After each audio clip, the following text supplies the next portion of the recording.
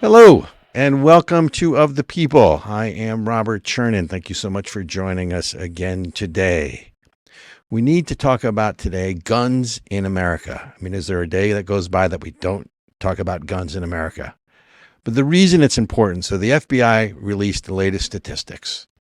And for the 47th straight month, there have been over 1 million purchases or sales of guns to Americans. First of all, congratulations, America.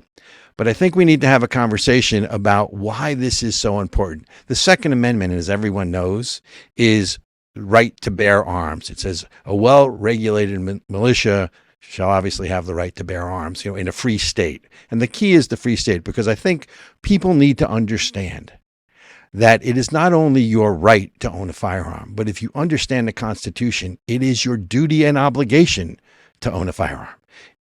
Own one, be trained on it, be responsible for it.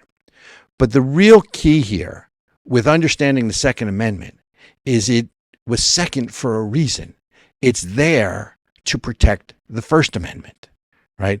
So in a free society, and you have to remember this is still the great experiment. Why is this a great experiment? Because in every other country, power flows from the top down. These radicals and revolutionaries in 1776 and really in 1787, when the Constitution was written and the Bill of Rights, enshrined the power flows from the bottom up. So to protect that, that's why you have the right to bear arms, and it is unfettered. And by the way, what it says specifically in the Second Amendment is it said shall not be infringed. And the word infringed, if you look it up, it says shall not be limited. So understand that the right to bear arms is the right to bear arms to protect what? The freedoms in the First Amendment. Freedom of speech, freedom of religion, freedom of assembly, freedom of the press, right? 4 or 5 references, either directly or indirectly, to the freedoms that is referenced in the Second Amendment as a free state. So why is all this important?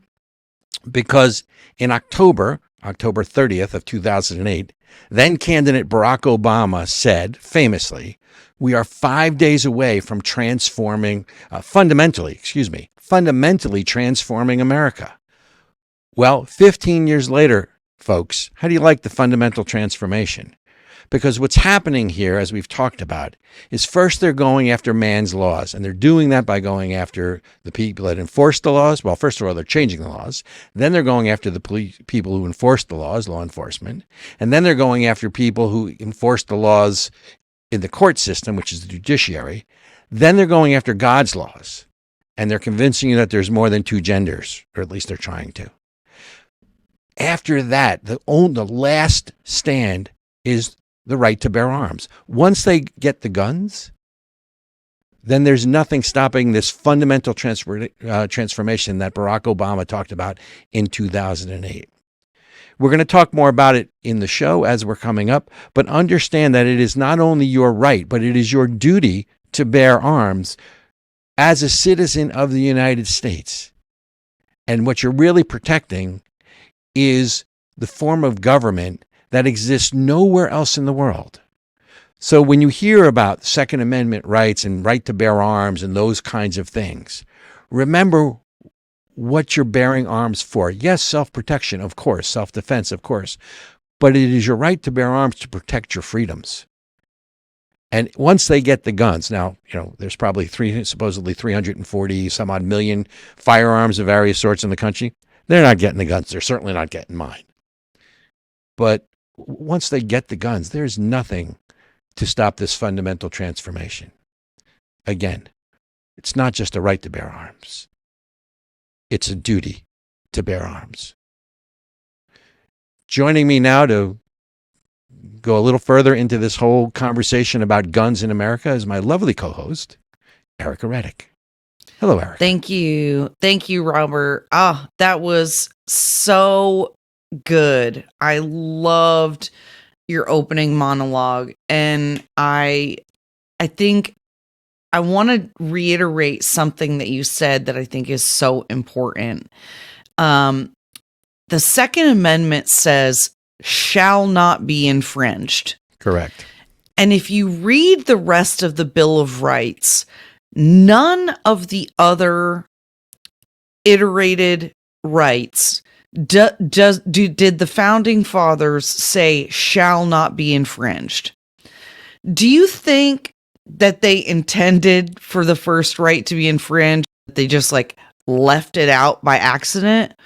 Or do you think it's more likely that they were so intentional to make sure that we understood how important and to what extent the Second Amendment mattered in the foundation of this country? They not only said this is your right from God, bestowed on you from God, not from man, but you will not infringe. You will not get in the way of this right. And the left really tries to cover that up and say, but common sense gun laws. Oh, but common sense, Well, look, we're going to go through some of that. And as I like to say, the problem with the argument on the other side is it starts with what's the expression? Lies, damn lies, and then statistics. Right. So, right. So, for instance, by the way, so glad you brought that up. So CNN just came out with an article. So you've got to understand that CNN, and the article is entitled "How U.S. Gun Culture Stacks Up in the World." Now, right off the bat, they say ubiquitous gun violence, right? Ubiquitous, folks, means found everywhere. You got to be 8th grade level for me so I can understand it. I had to look the word up. Yeah, that's $1.50 word. Ubiquitous gun violence in the United States have left few places unscathed. But then they go in to compare that there's 120 guns for every 100 Americans, and that the gun violence is out of control compared to, and by the way, the 2 per capita countries that are second and third. One is the Falkland Islands. How they even made it into this, I don't really understand, right? And then the third one in all of this is, let me get this right again. Yemen. Great, right? So United States. Oh God! Right. Well, they're going per capita, but that's my point about statistics, right? They estimate that 44% of Americans own firearms, and that's fine, right?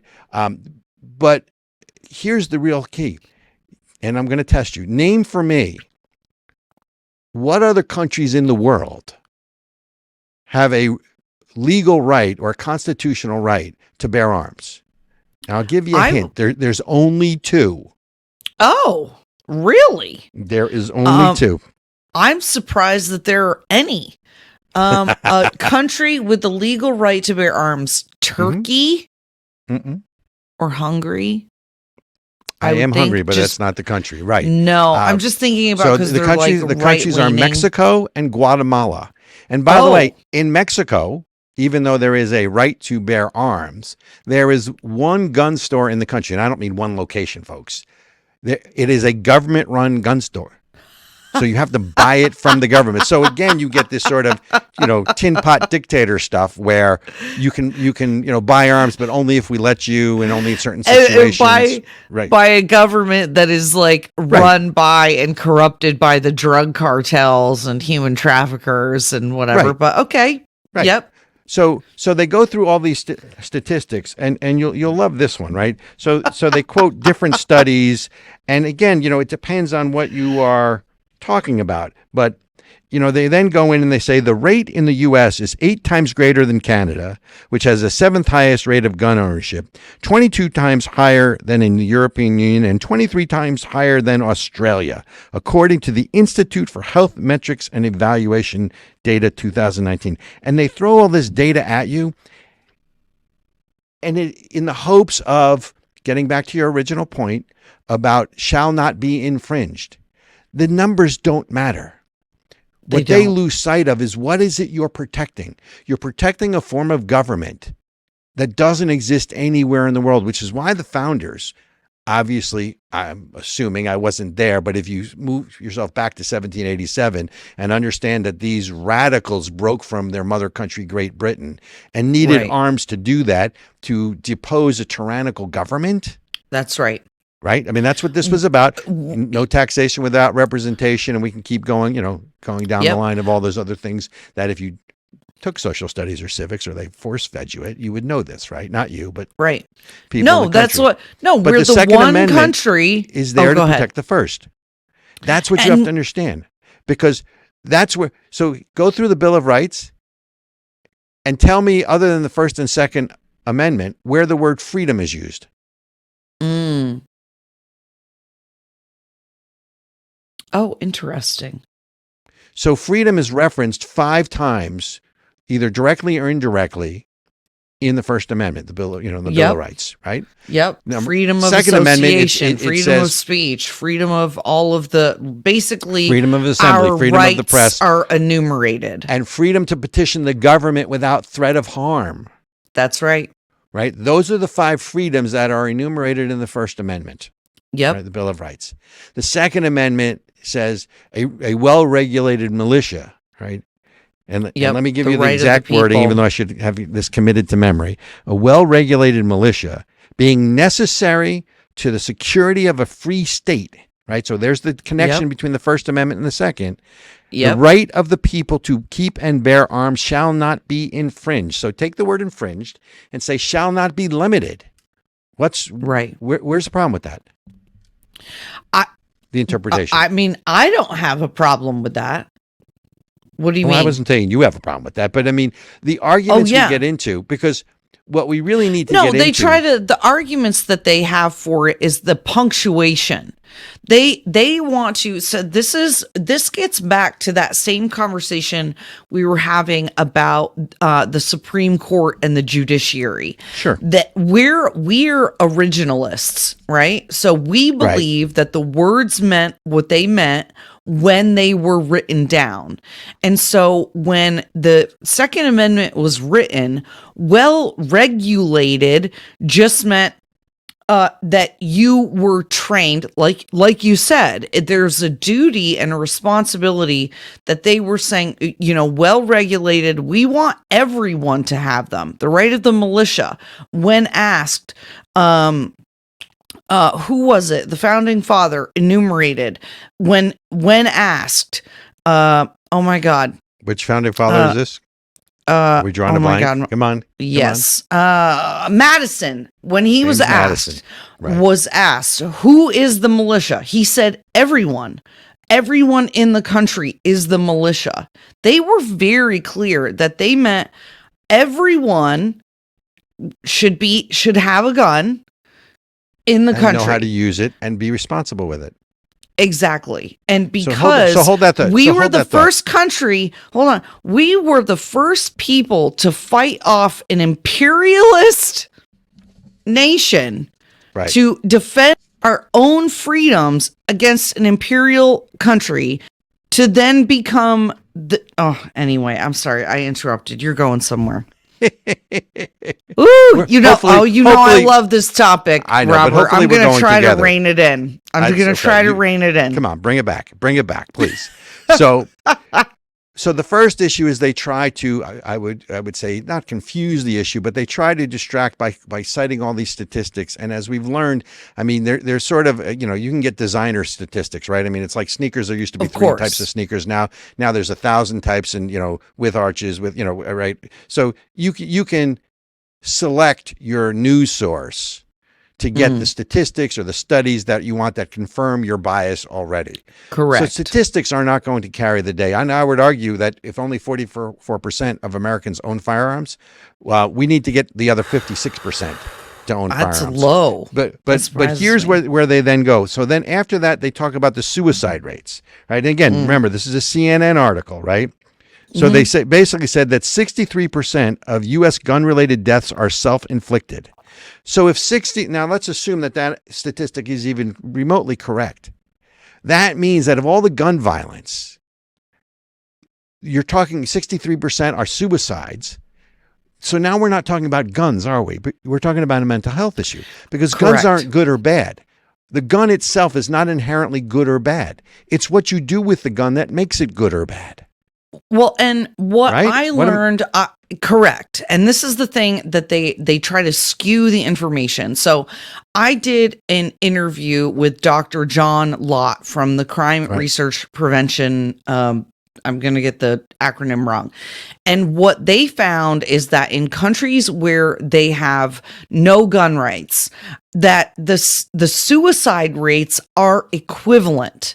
So people just find different ways to commit suicide without the gun. So limiting if you're gun going to commit ownership. suicide, I'm going to kill myself. I'm not really, but I'm going to kill myself. But since I don't have a gun, I'm going to live. That's not the way it works. That's not mental health.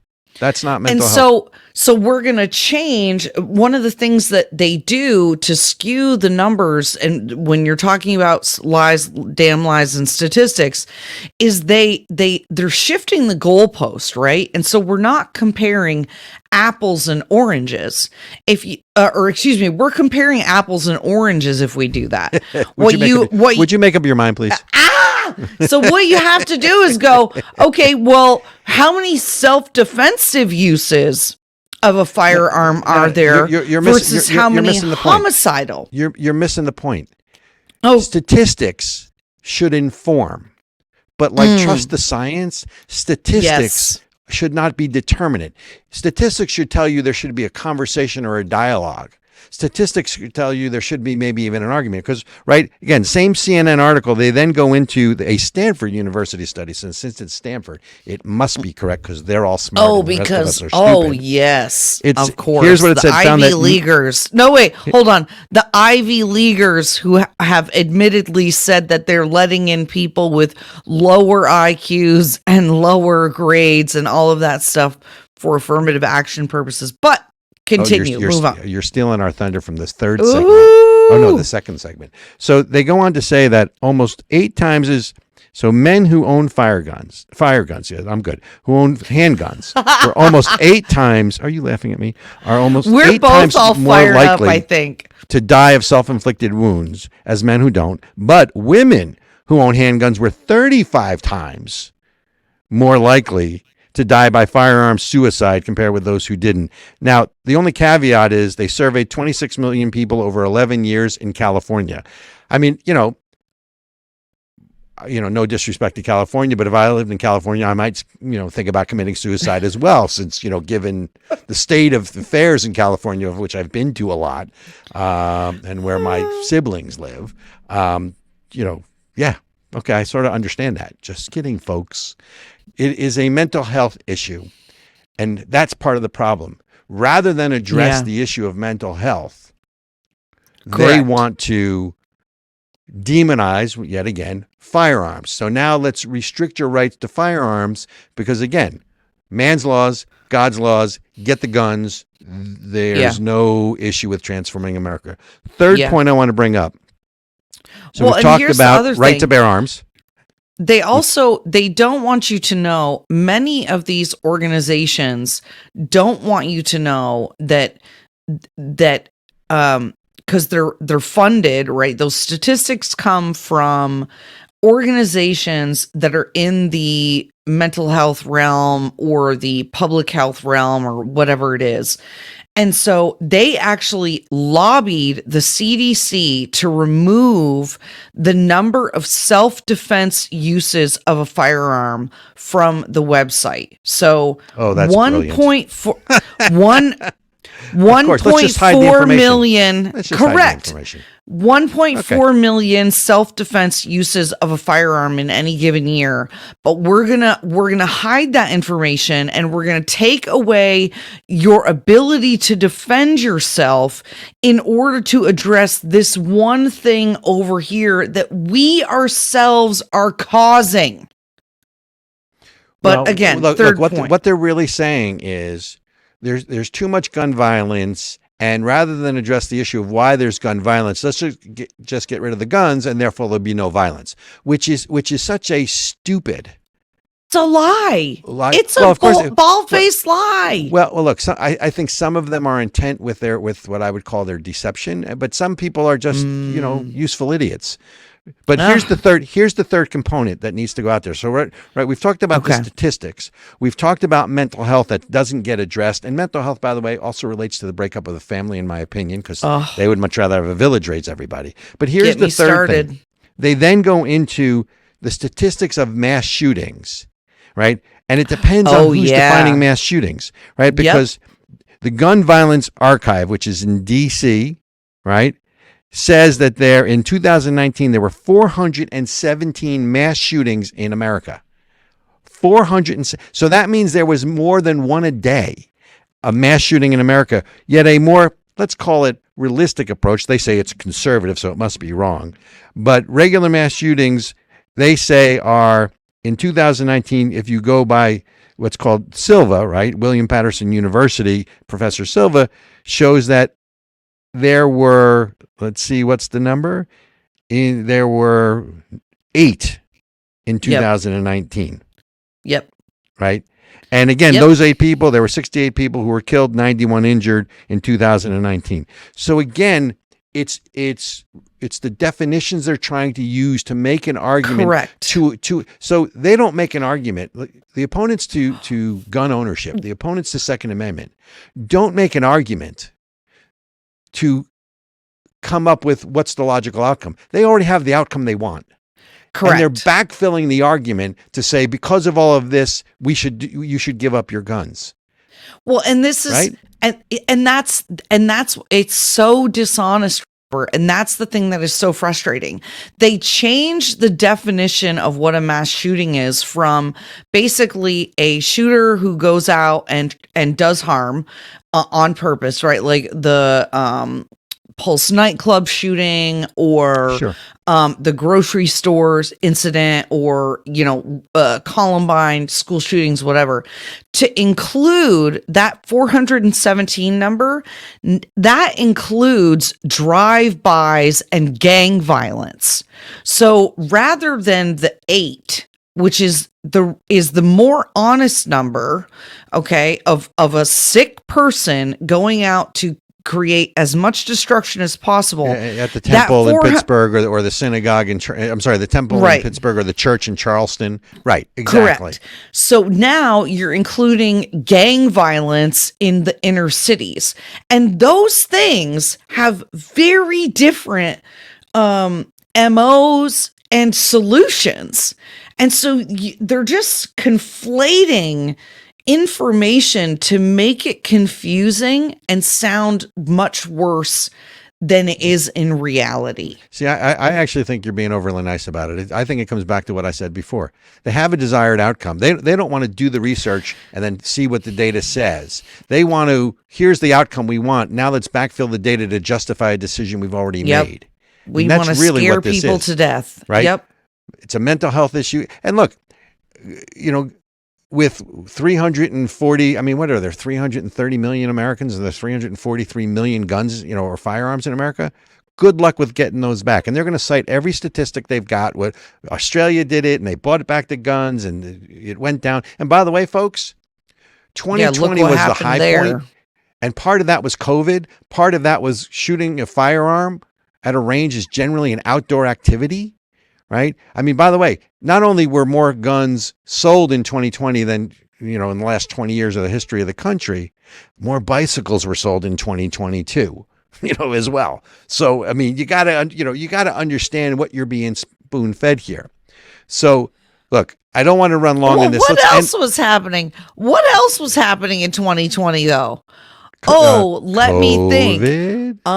Political violence, where people were allowed to run roughshod over their city and just murder people in the streets. Wait. No. They were mostly peaceful. And mostly peaceful. We would never advocate political violence on left. Never. Mostly peaceful is kind of pregnant, right? You either are or you're not. No one I've ever seen is kind of pregnant. You're either pregnant or you're not. So there's either mostly peaceful. Well, talk to David Dorn's widow in St. Louis about mostly peaceful with those protests, right? That's right. Look, let's end this segment where we started, folks, which is the Second Amendment is there.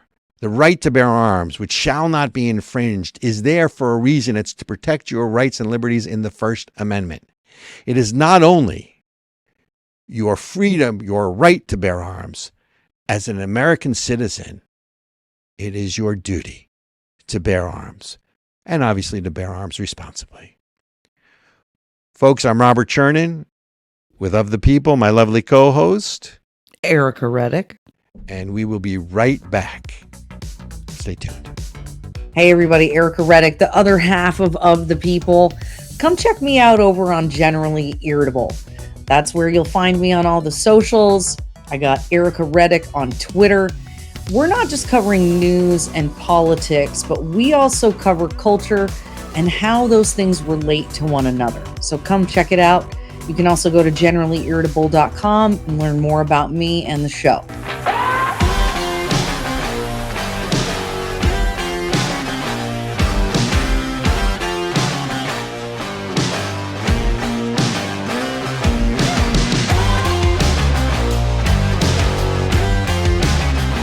Hello, and welcome back to Of the People. I am Robert Chernin with my lovely co-host, Ericka Redic. and we are back. Thanks for staying with us. Ericka, lots more we can talk about right to bear arms and Second Amendment. Oh, yeah. Right. I nerd out on that topic. Is that what you call it? I love it. Yeah, I love it. I love it. So one of the things we talked about in the first segment that I want to focus on is this sort of attack on the institutions, because right to bear arms protects those freedoms in the First Amendment, and the First Amendment is, in a civil society, gets decided in the courts. So the Democrats are clearly coming after the judicial system, and by that I don't just mean the Supreme Court, but we obviously had three, I would say, blockbuster decisions: affirmative action, ruling against affirmative action, right? Ruling against, freedom of, or for freedom of religion when it comes to that web design, and what was the third one? Oh, and against the student loan bailout, Yes. right? Yep. But did you? And we talked about the justices, and Justice Thomas really scathing rebuke to Justice KBJ, Yep. and then obviously Justice Gorsuch scathing rebuke of Sotomayor. But did you hear what Supreme Court Justice Ketanji Jackson Brown? Or was it Brown Jackson? Brown Jackson. Brown Jackson. Excuse me. I want to get that right. I don't want to be respectful. Came out afterwards and said that basically that we need affirmative action because black doctors are going to help the mortality rate of black children by over 2 to 1. So that more black children are going to die unless they have black doctors. Did you see that one? What? Wait, there's always a source. Come on. So she basically came out, if I can read this, I think I need lights. Oh that my says gosh. It saves lives. This is Supreme Court Justice Ketanji Brown Jackson. That affirmative action saves lives. Diversity saves lives. For marginalized communities in North Carolina, it is critically important at UNC, et cetera, et cetera.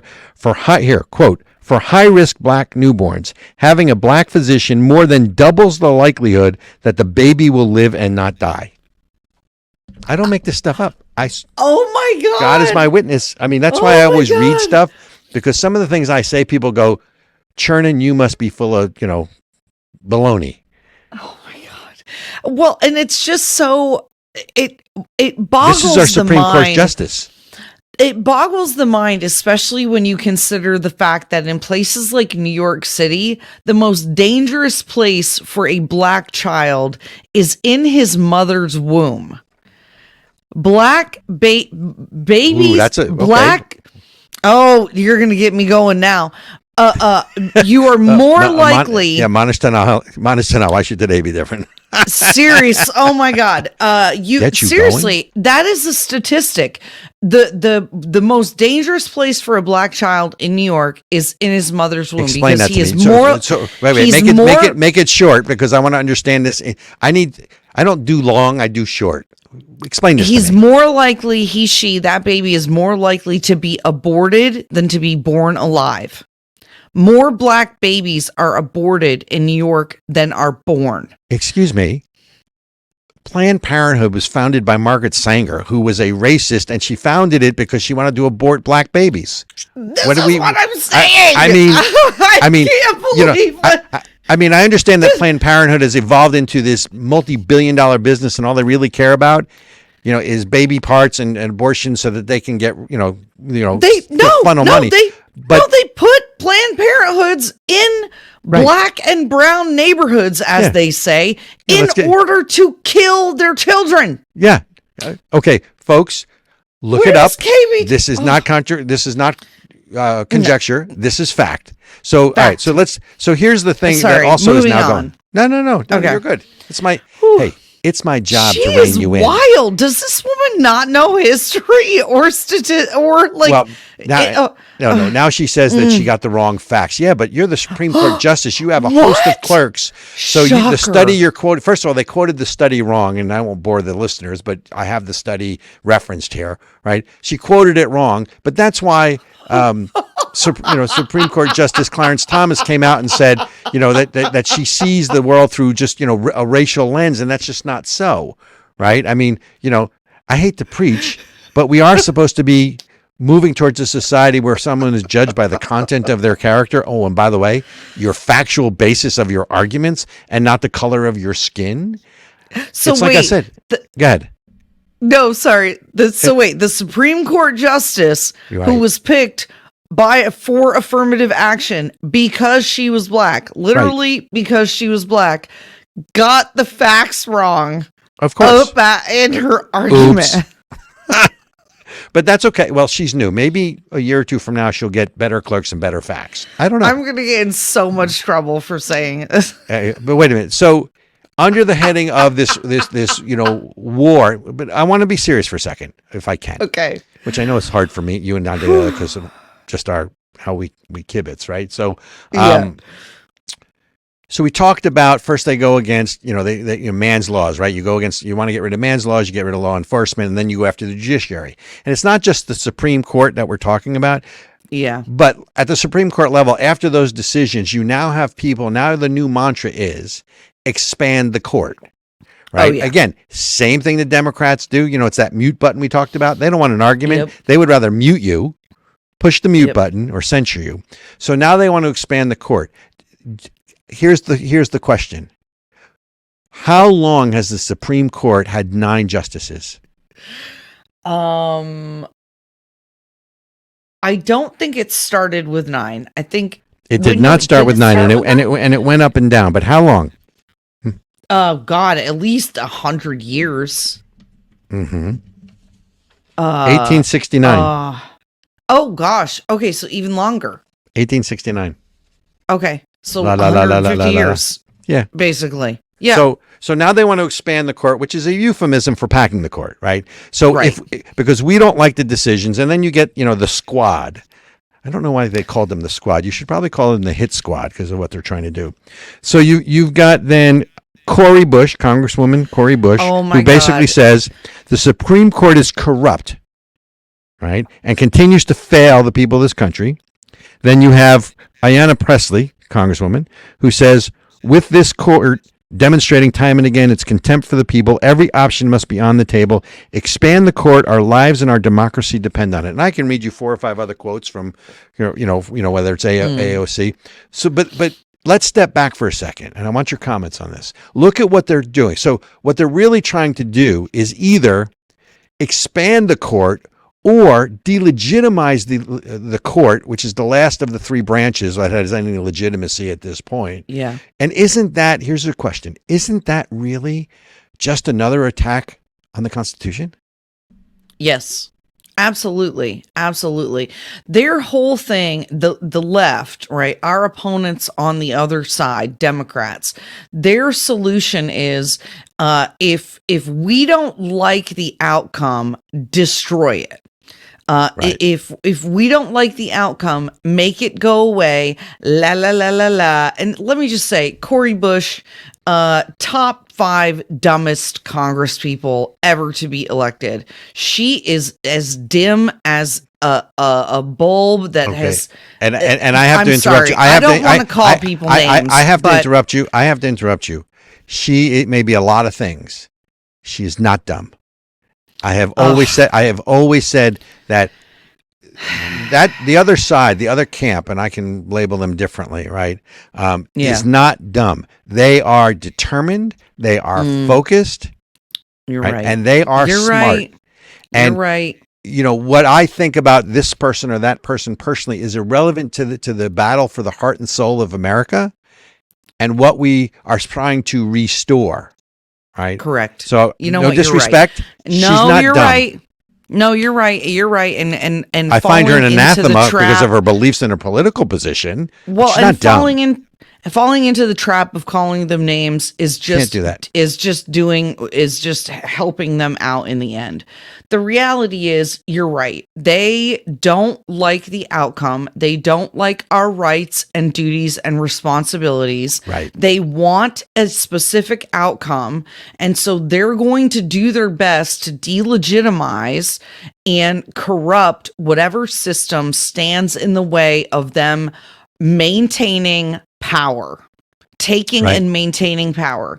And it is the fact that actually, statistically speaking, if you look back at history, oftentimes the American people, if they know there's a Supreme Court justice who's either thinking about retiring or nearing the end of their life, they will actually vote for more conservative presidential candidates in order to make sure that that seat is protected. So there was actually a strong call for Ruth Bader Ginsburg to step down during the Obama administration. Yep. Right. They So he could wanted appoint. her to correct when Obama was still president, and she didn't. And what happened? Donald Trump got to appoint three Supreme Court justices. Kavanaugh, Gorsuch, and Amy Coney Barrett. That's right. And now we actually have a Supreme Court that is more originalist, that is actually protecting the Constitution from the likes of the squad who would love to tear it down. Which is why they want to expand. And by the way, expand the court, protect our freedoms, expand the court.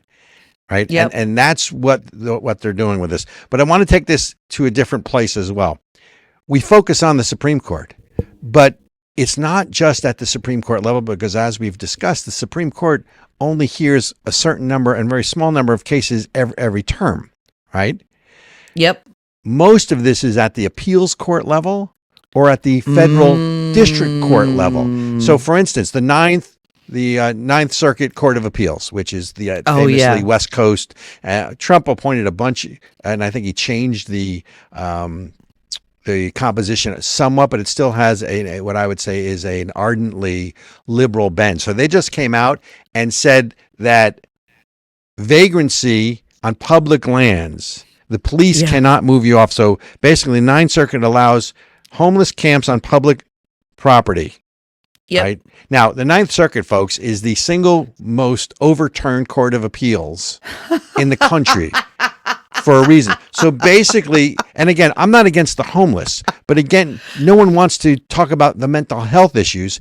And when there are beds or when there are clinics or facilities that these people can go to and they don't want to go, the police in, let's say, San Francisco or in Portland now cannot move them off of public grounds, even if they're moving them into a shelter. Yep. So they have the right to be on public property for an encampment. So if someone defecates, outside, and again, if you've been to San Francisco, folks, or if you've been to Oakland, right, or you've been, East Bay or into Portland, which I have, this is the third world country. So again, I think it gets overturned by the Supreme Court, but that's why you can't just focus on who your senator is. You can't just focus on who even the president is. That's right. You can't just focus. You have to focus on a lower level on things like that. And you even go down to the district level because now they're in the fight, right? And I assume you saw that. I want to say it was a federal judge in, I think, Louisiana, who basically ruled against the Biden administration and put a stay on their communication with any of the big tech companies. Did you see that one? Yep, exactly. I love that. I love it. I love that we're starting to see some of these local governments, local judiciaries fighting back against a tyrannical federal government. That is what we need to see. That is, I love that you're bringing this up, because so much of the time, the news coverage of all the salacious nonsense that the federal government is doing is where Americans are focusing their attention, not realizing that the real power is in your city council, your school board, That's right, your state house, and your local commissions. Texas, as an example, county government is top dog here. So your county commissioners, your county judges, these races affect your life way more than even the outrageous nonsense they're doing at the federal level. Absolutely, which is why, again, that whole civic participation is to understand this has to be seen through the prism of again, folks, October 30th, 2008, then candidate Barack Obama, before the election, said we are 5 days away from fundamentally transforming America.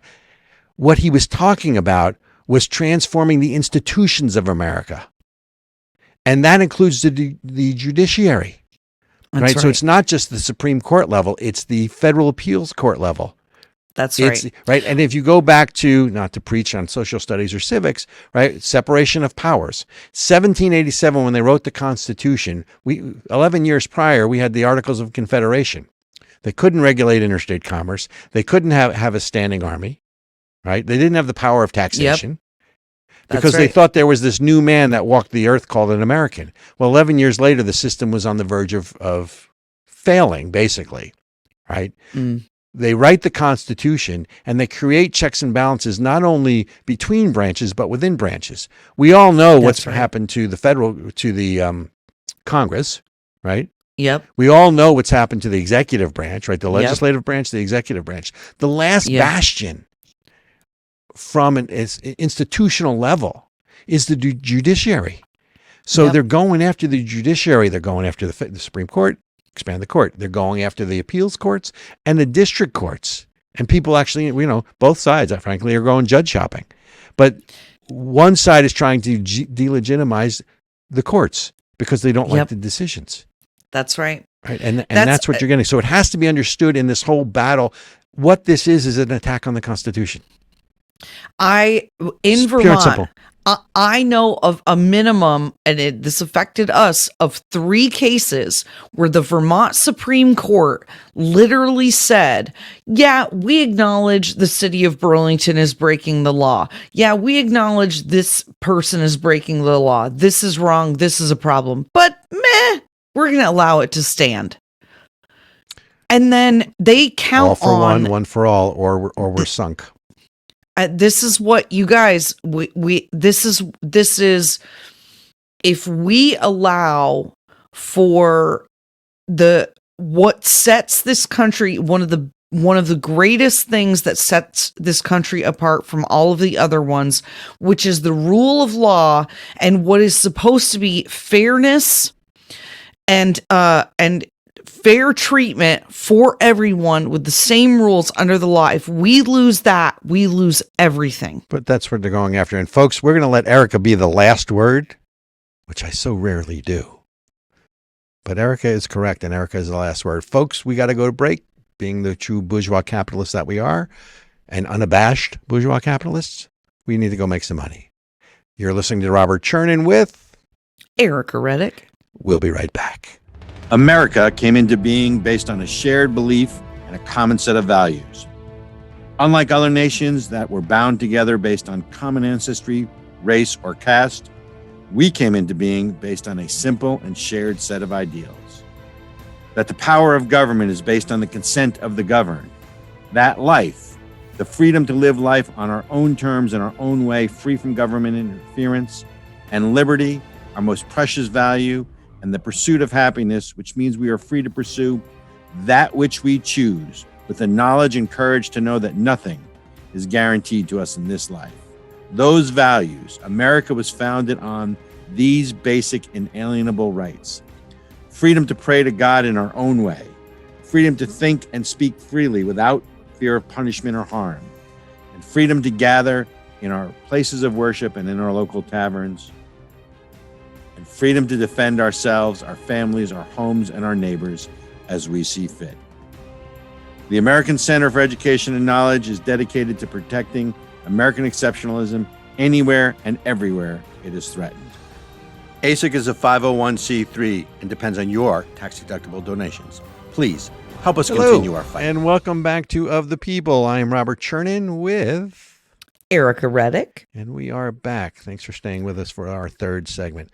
So, Ericka, the theme today, really, when you tie it all together, is the woke wars against America, right? We talked about gun rights, gun ownership. It really should be an obligation, not just a right. We talked about the attack on the judiciary, which obviously is an attack on the Constitution indirectly, but I think that's with intent. Now let's talk about education, and sort of this woke war continues. Because here's the thing. So the NEA, National Education Association, the largest teachers union in the country. I don't get to talk about my girlfriend, Randy Weingarten, today. She's not in the news, unfortunately, the Hobbit. But so the NEA came out with this whole summer reading program, and they recommended this book, Gender Queer. Did you see that one? So, and by the way, I'm not using the word queer to reference anyone. It's the title of the books, folks. So basically, that was in the recommended reading list? Reading is Gender Queer. And by the way, if you know this book, the book is about an older man and a younger boy. It's about different types of sexual encounters between them. It's graphic. Oh my God. And it literally graphic, as in there's pictures of sexual acts in the book. So the NEA, when confronted with this, and by the way, these are your union dollars going to work. Here's what the NEA said. Love the quote. Actually, hate the quote, but I'm going to read it anyway. For us at the NEA, education justice, a new term. You got to put justice on everything. Education justice must be about racial justice. It must be about social justice. It must be about climate justice. It must be about all of those things, said the President Becky Pringle, right? Of course, and social justice is a pillar of the NEA's efforts. And I sit here and I juxtapose this, right? In New Hampshire, where I live, right? This House representative basically calls Moms for Liberties, a-holes, basically, and calls them terrorists and Taliban just because everyone else is allowed rights, but parents are not allowed any rights. And you have the NEA, let's be clear here. When we talk NEA, when you talk the AFT, American Federation of Teachers, you're talking about big education. These are political organizations who do not represent the children. Where's the outrage? It makes me crazy. I am. Are you speechless? Oh my God. I'm doing that to you a lot lately. I just can't believe it. The audacity of people to think that it's okay to have a summer reading list that includes sexually explicit materials.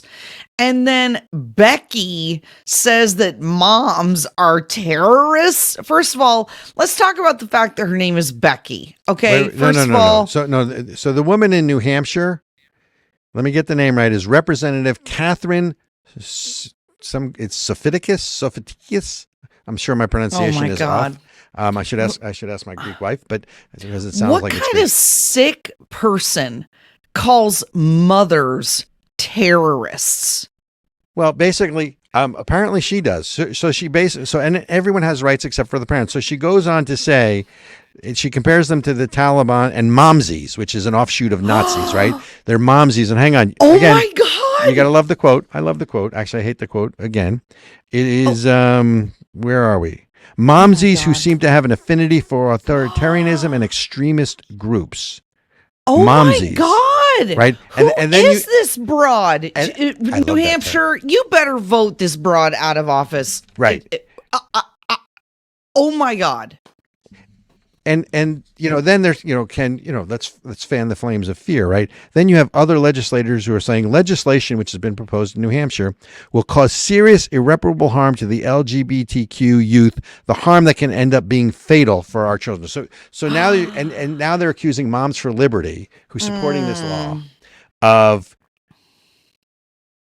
being culpable or responsible for the death of children. I mean, that's how extreme this is. Look, this is really simple. When my children were growing up, my wife's, had the birds and bees conversation with our daughter, and I had the birds and bees conversation with our son. We looked at education very simply.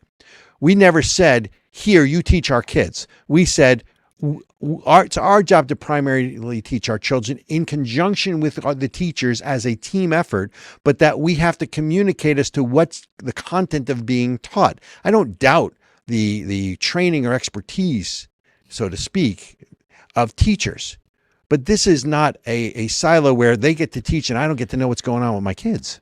When did parents not have rights? And this is the thing, these people don't want to be called groomers. They don't like that Why they are phrase, and that's the thing. Of course, and the they fact are. that they conflate wanting to have sexually explicit conversation. There's this great meme out there right now where it's a guy flashing a woman, and it used to be this guy. Is it a transgender guy or is it a? No, it's just a man. He flashing a woman, and Did you just say just a man?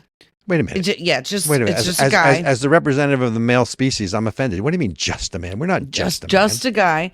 He's flashing this woman, and it says, oh, this guy is a pervert, and he goes away in handcuffs. Then it's a person, a trans person flashing a child, and the woman saying that it's a problem, and then she gets arrested. So these people are conflating. I like that. That right? is an accurate portrayal. That's accurate. Correct. And so if we as families say it's not okay for you to have sexually explicit conversations with children, you're now conflating that with being gay, as if gay people are perverts. And then you get mad that we call you groomers. Okay, first of all, the LGBT you're insulting gay people. Hang on a second. Exactly. That's where I was going to. The LGBT whatever community has hijacked that's called the gay liberation movement. This is no longer almost has anything to do about being gay. That's a whole different discussion. What Correct. You're talking about is grooming children at a young age and not letting the parents know, as if the parents have no rights. Right? That is absolutely outrageous. And then you wonder why people are worried about child sex trafficking and explicit, child pornography. And then you guys go out of your way to not only sexualize children, but make up words like momsies if I don't want you to wave your genitalia or show sexually explicit material to my child. And okay, groomer, take the title and live with it. You want to sexualize children. And you know what? Every parent in America, every person in America should be against that. And they need to stop conflating that with being gay. Well, I get it. Because it's not okay. I get it. And look, on a positive note, there is actually a positive note, ladies and gentlemen. We're going to spin this around. Well, we're going to just lay the facts out. The facts are that the tide is turning. So in Ohio, they just passed a school choice bill where they're going to fund, they're going to basically give scholarships to families that are making X amount of income, I think. And it's a reasonably, high income level. I think it's $125,000, but give them scholarships to go to whatever school they choose. I mean, once you break the stranglehold, and we call them government schools, but they're public schools, but they're really government schools. Government schools. Once you break that stranglehold and make public education compete, no different than healthcare. Let them compete across state lines. Let them compete. You want to improve healthcare system? It won't be perfect, folks, but let them compete. Here's where I want to end this, though. I want you to look up the St. Andrews, folks. The St. Andrews, Academy in Kentucky. I love this. There's a story in the news, and the title is that a new traditional Catholic school provides boys with authentically masculine education. How is that for radical? So in addition to the traditional curriculums, this school, and it's a boarding school, and there's only 12 kids, but they're starting it in Kentucky. They're going to learn farming, woodworking, leather crafting, blacksmithing, along with those traditional studies. And it's Northern Kentucky, but here's the thing that really got me, because I think that people are starting to fight back, and I think that that's a good thing. What they basically said is the following. St. Andrew's Academy offers an educational experience filled with things to inspire wonder, compelling academics, good music, friendship, thoughtful conversation, beautiful traditional liturgy, hard work, and generous helping of adventure, a way of life to captivate and nourish the mind, heart, and soul of a young man. I love that. That is, you want to talk about toxic masculinity and what we've lost. And, we were talking on break on this because obviously, folks, we do talk. The what I would call early feminization of elementary education. There's nothing wrong with female teachers. It's just boys are not allowed to be boys. That's right. We're trying to emasculate them at a young age, and then you wonder why they turn out effeminate, or they turn out however it is they turn out. But men are not women, and women are not men, and folks are not supposed to be. So when I read, did you know about this school, St. Andrews? I know you read all this stuff. No, I didn't. I hadn't heard this story, but I have to say that I love it. I love it. This is more of what we need. When men, it gave me a swell of feeling good for once about somebody's trying to make a difference the right way. Yes, exactly. And that's what men are builders. Boys are builders. They will either build up or they will tear down. It is inherent in their nature, regardless of what Karl Marx or any of these other woke people say. You cannot remake man. Our nature is what it is. And you can either cultivate it and shape it and make sure that and glorify in it, whether you're a man or a woman. Each has its own special nature. Each That's gender. Right. Of course, when the other 12 genders, I'm not so sure about, but the two I grew up with, I know about those, right? And that is to take away the magic of what makes us men and women, takes away the magic of what makes us human beings.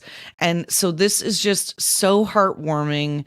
I want to see more of this. I love it. So to the St. Andrew's Academy in Northern Kentucky, we wish you luck. We're going to follow the progress. We want to read more about it. We think your mission is so very important in the country. Our hats off to you at Of the People. Amen. And folks, I am Robert Chernin. And if you want to reach me or see me, I am at RB Chernin on Twitter. Or you can email me at robertc@ACEC, ACEKFUND, acecfund.org. Ericka, where can they get you?